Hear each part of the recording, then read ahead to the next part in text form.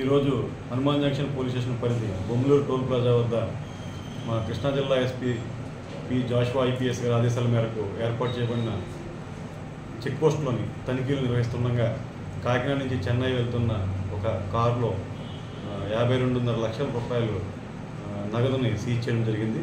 ఆ సీజ్ చేసిన నగదుపై 102 CRPS కింద కేసు నమోదు చేయడం జరిగింది.